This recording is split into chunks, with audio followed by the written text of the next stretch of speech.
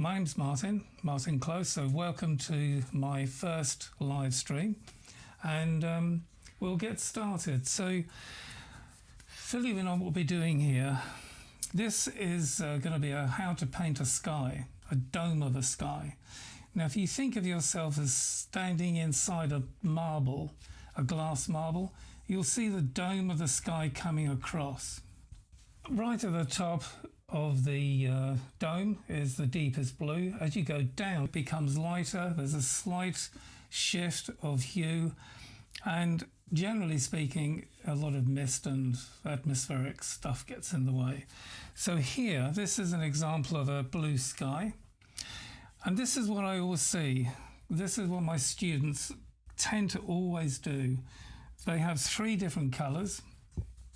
The darkest color at the top, the lightest colour at the bottom, and a kind of mid colour.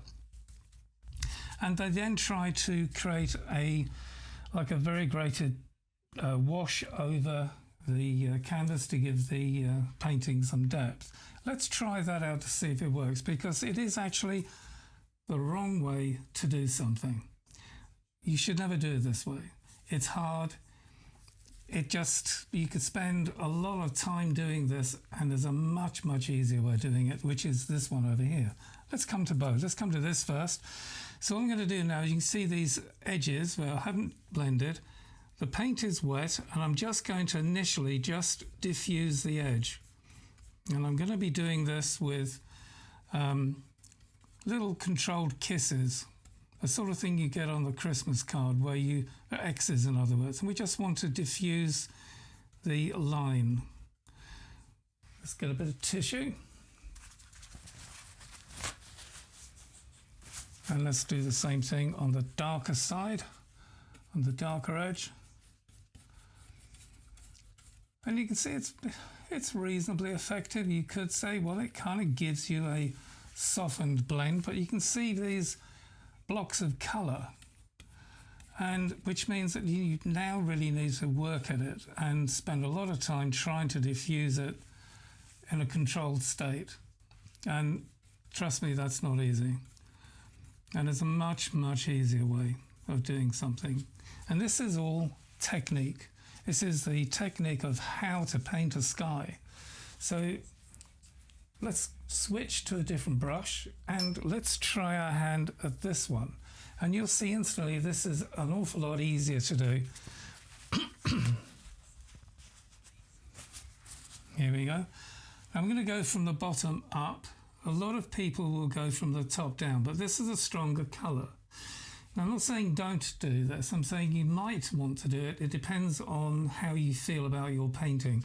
Are you happy to let the darker blues blend into your lighter blues? This is your choice. Or are you happier for the lighter colour to blend into the dark? Bear in mind, the darker colours are stronger, so they will be less affected by the light colours going into them. Show you what I mean. Let's do this. So same as before, we just want to diffuse, not confuse, to diffuse the edge. You can tell this is live telly, can't you? So now that is diffused, we've gone to the next one. Now, because these are in very, very small steps, there's not a big colour shift. It's a lot easier to control. Now this works, yes, for the blue dome of a sky, but you know, it also works for fabric painting. If you're painting curtains or a cloth or clothes, a dress, any kind of fabric, this will work. Let's do the other one coming up. There's another line gone. And you can see that is already beginning to blend a lot easier than this one did. Let me show you this technique up close.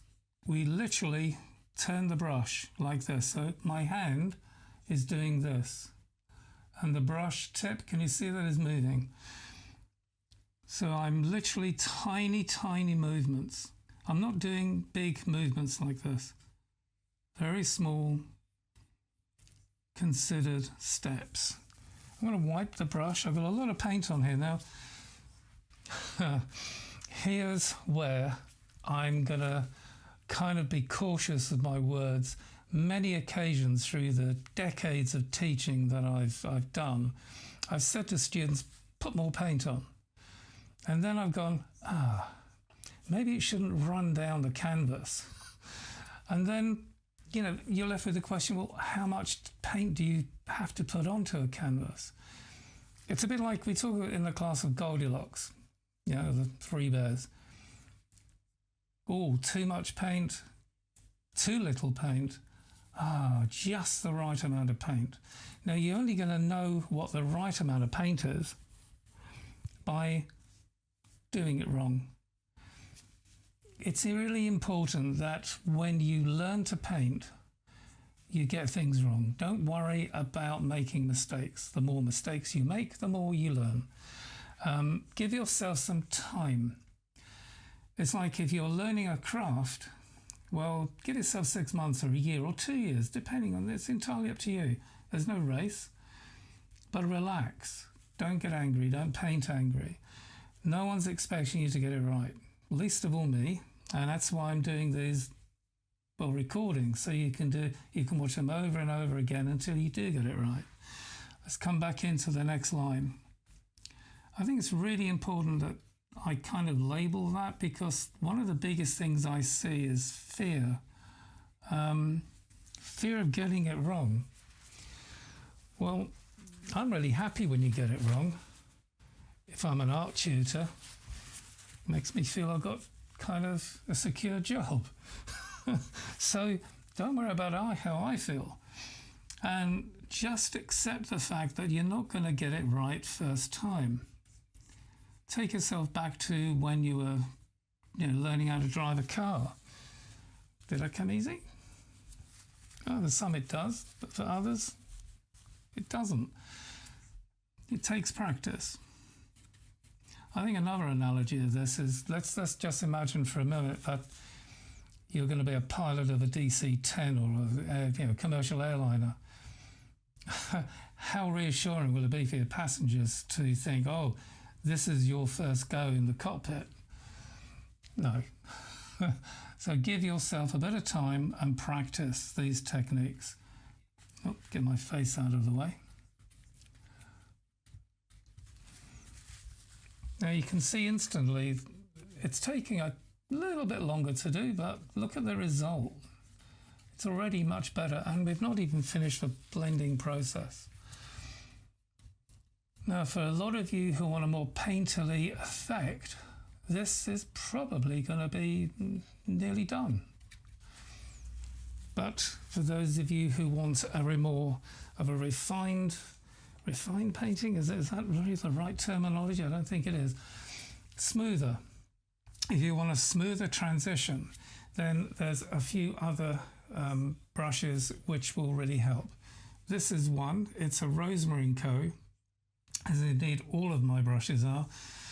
There's no special relationship between me and Rosemary. I've been using her brushes for literally decades, and I've some of my brushes here are 15, 20 years old. They're still as good as new. If you look after them, they look after you. But this is a Rosemary & Co. 305 series, and it's a number 8. Now again, what I'm going to do is to come back to the first one, and I'm just going to, this is, the reason I'm using, by the way, this brush is that it's a soft blender. It's like an imitation sable. So it's a synthetic brush. No squirrel has been harmed in the fabrication of it. And I kind of like that. I prefer squirrels to be in bushes rather than brushes. So here we go. Let's move this up. And you can see I'm struggling. I really am. I'm struggling to get that even blend. Let's get a bit of tissue on the brush to see if we can smooth that out more. Because I'm going to go into the dark area, but I can still see a line here. And let's just see how far I can take this. But I know I'm not going to get a good result from this. I can still see this in this line here, and it's going to take a long time to get rid of that. But the thing here, the most important thing to demonstrate to you is the amount of control I've got. I don't have any. I have no control over this. I'm literally in the hands of the gods. Let's see if I can blend this area out a little bit.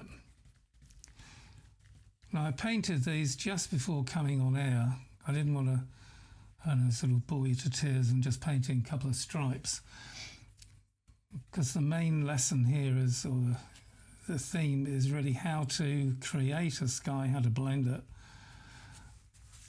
Now, I can still see a line across here. I can still see a line across here. Now, already this one looks better. I've done nothing to it yet. But you see that it already looks more, it's smoother. The transition is smoother. So let's see how we go. Again, from the lighter area coming up. Now I'm just going across, a bit like as an inkjet printer, I suppose. I'm not jumping up here because it's going to put dark on my brush. I'm going from light into dark in this particular example. Now again, just a side step. The terms light into dark, I've seen this so many times with other tutors on various sites. You know, always paint dark into light, always paint light into dark. It depends what you're painting. If you're going to be painting a still life and it has a lot of dark around it, you're going to need to put the background in first so that you get truer colour on your subject. But that's not the case for everything you do.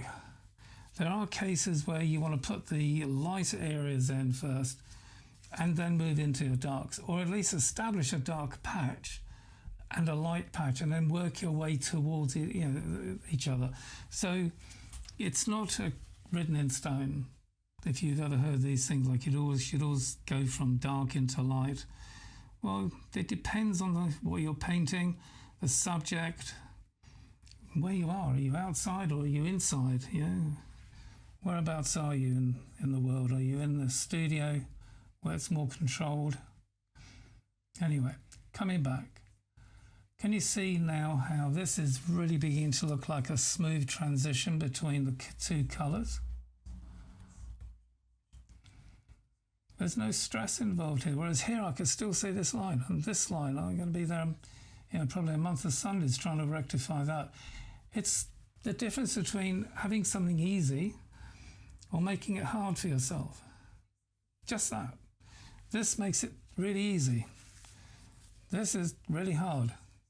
So if you're a new student to oil painting, which is, by the way, the easiest medium in the entire world to paint with, if you're really new and you're struggling, because we all do, we all struggle, it's conceptual. It's a concept of how to work in oils. And don't make it harder for yourself. Focus on doing something that makes it easier for yourself, like this. Now, can you see I'm just slowly going up? I'm trying my hardest not to come back down, because that's going to put a darker blue into the lighter blue areas, which is probably not what we really want to do. I hope you're enjoying this, even on record, as much as I am doing it live. I will see if I can probably do another couple of test streams to see if we can iron out these little issues. Here we go. Almost there. So this, we could call it a first pass. In other words, we've just run all the way through and we've just taken it up to there. Let's see how that looks. Now, it's still quite painterly. So how can we make it even smoother? Now, this brush is, again, it's a soft synthetic. But watch now what happens. I'm just going to work on this because I've given up with this. This is never going to be better than it already is. This is it. But here we could make this look really nice. So I'm just going to, again, little kisses like this.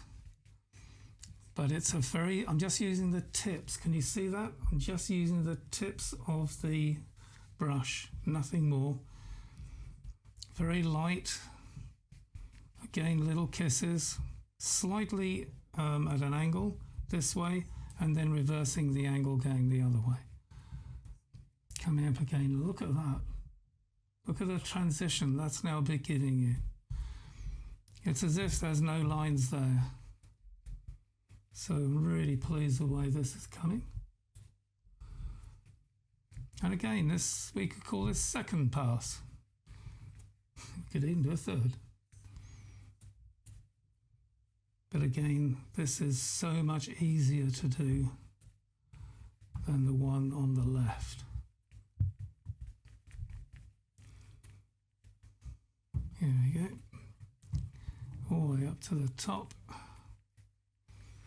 Now look at that. Now that, again, I could go, I can still see a couple of lines which probably need a bit of work on them. Nothing's easy, as I say, and easier. So again, now I've got dark blue. Can you see this? I've got a bit of dark blue on the brush. So do I go down? Why not? Let's go down. And here, because there's less paint, because then when you blend something, you're taking a little bit of paint off, but I'm now forcing the issue. I can see where a couple of these lines exist. It's where the transition between one colour and another, I've maybe not worked quite as hard as I should have done and could have done better in mixing the colour. How hard am I on myself? And we're just bringing that down, fluffing it up a bit more. Here we go. I think that's done. So can you see the difference between this and that? And we've got a few minutes, so let's do this. Let's see if we can improve this with this technique. We are going to improve a little bit. It all depends on how much, but I think it's going to take a lot longer to do this than it took to do that. And I'm an uphill struggle. I'm already at a point where it's not as easy as it should be. I can still see the three zones, can you? I mean, there's one, and there's one. So it's going to take ages. We've got a bit of a gremlin on here as well. Here we go. That's still there.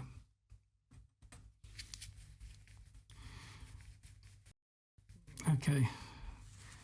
Probably a bit of fluff or something. So that's how easy it is to do a variegated sky. If you do it in little stages, little steps, it's really easy. Another way of looking at this, possibly, which I sometimes use when I'm in class, is that we live in a bungalow, let's say. Oh, I'm going to put another story on. We're going to take the roof off and make bedrooms up there. Okay, so now we've got a second story. We need stairs. So do you just put 3 stairs in? The first step is going to be what? About up to above my waist. It's a bit of a challenge. If we made smaller steps, it's easier to get upstairs. Here, this is an example of smaller steps. And it really does make things a lot easier when it comes to painting a blue sky. Please do subscribe to the community. It's totally free, that platform, and it's a stepping stone to higher things. So there'll be little videos on there and clips of classes. And on the paid community, which is, like I said, due to launch hopefully on the 9th, there'll be a whole heap of courses which I'm currently editing and producing to go on there. And then we're designing a new course every month to go onto the paid community, which is only $12 a month. and all of the weekly streams, every single one of them will be on there as well. So thank you ever so much for attending and listening, and I'll hopefully see you in the next stream. All the best. Bye for now.